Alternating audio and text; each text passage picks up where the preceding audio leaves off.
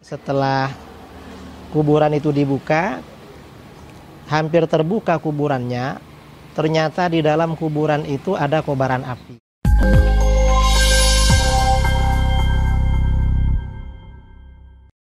Assalamualaikum warahmatullahi wabarakatuh.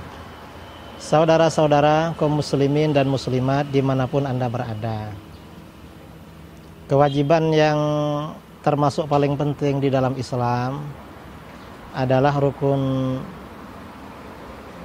Islam ya. Salah satu rukun Islam adalah menunaikan ibadah sholat 5 waktu. Sholat 5 waktu itu dilaksanakan tepat waktu, kecuali ketika ada uzur, misalnya bepergian, maka boleh dijamak dan dikosor. Ini ada sebuah kisah yang menarik. Dulu ada seorang wanita meninggal dunia. Pada waktu meninggal, saudaranya yang laki-laki ikut mengantarkan ke pemakaman.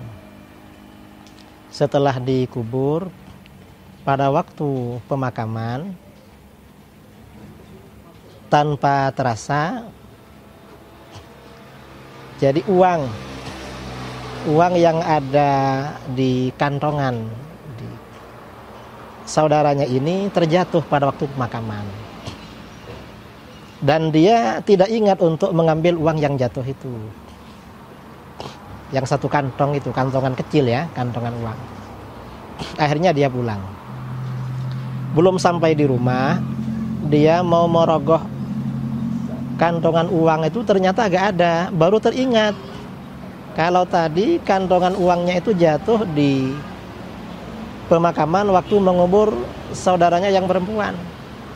Akhirnya laki-laki ini datang ke makam saudaranya yang perempuan, kemudian digali di mana yang dia ingat tadi jatuh kantongan uangnya itu. Begitu digali, setelah kuburan itu dibuka, hampir terbuka kuburannya, ternyata di dalam kuburan itu ada kobaran api.